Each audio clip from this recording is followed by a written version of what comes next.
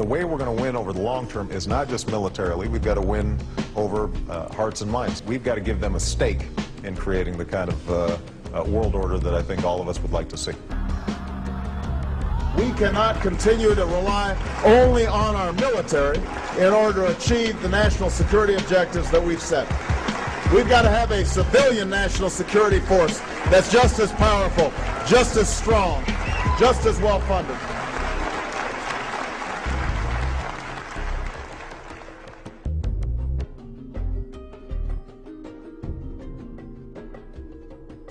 In Pakistan, meanwhile, the first apparent U.S. missile strike since Barack Obama became commander-in-chief. At least 17 people were killed, and the world is getting an early sample of the new administration's war on terror.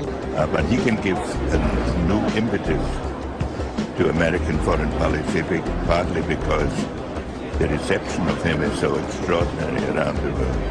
I think his task will be to develop an overall strategy for America in this period when really a new world order can be created. It's a great opportunity. It isn't such a crisis.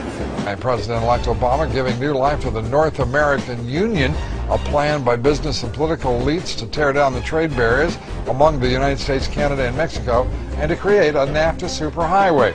All of which to be done without the approval of Congress or the American people. I mean, the old boss is starting to look a lot like the new boss. He's President Bush's ninth cousin once removed.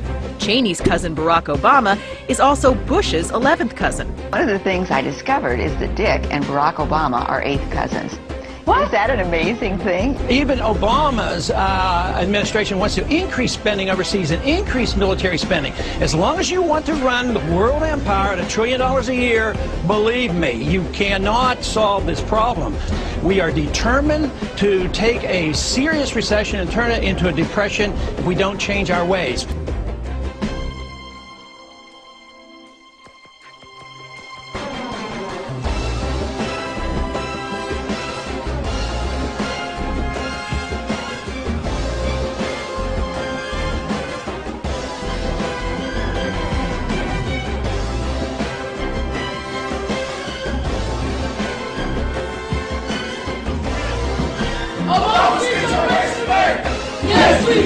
The idea of universal citizen service. You have to participate. Citizenship is not an entitlement program. It comes with responsibilities. Everybody somewhere between the ages of 18 and 25 will serve 3 months of basic training and understanding in a kind of civil defense. So is this compulsory then? Well, you have to, in the sense it's a required of everybody, 18 to 25, 3 months. Because I think anytime somebody serves their country in some capacity, we're going to be stronger for it. Georgia Republican Congressman Paul Brown says he fears President-elect Obama could establish a Marxist dictatorship.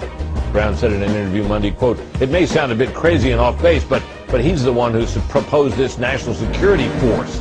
Brown is referring to a July speech by Mr. Obama in which he called for a civilian force to relieve the military of some of its national security burden. That's exactly what Hitler did in Nazi Germany. It's exactly what the Soviet Union did. He's showing me signs of being Marxist. You have to remember that Adolf Hitler was elected in a democratic Germany, end quote, Paul Brown.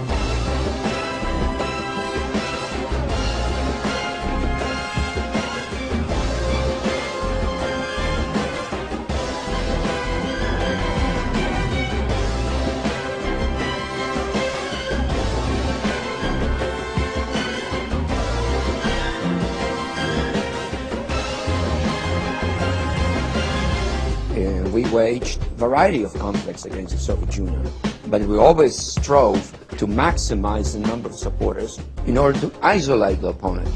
I am very much for the use of power. I think Obama is clearly more effective and has the upper hand. If we have actionable intelligence about high-value terrorist targets and President Musharraf will not act, we will. The verbal reaction was swift.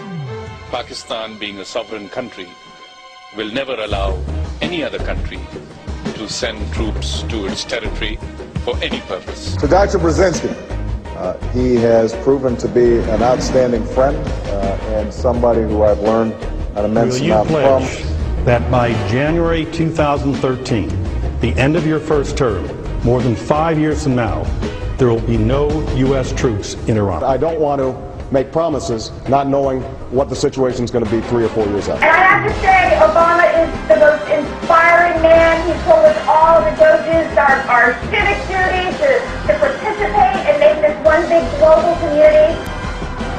This man was born for this, and he was born to lead us, and I just feel so inspired. Someone to actually make a difference in my generation. I feel like I am living a dream. I feel like I'm going to get emotional. I feel like I'm experiencing a level of inspiration. Not only does he hear us, he feels us. And that when I hear Barack Obama, they say he talks to my soul.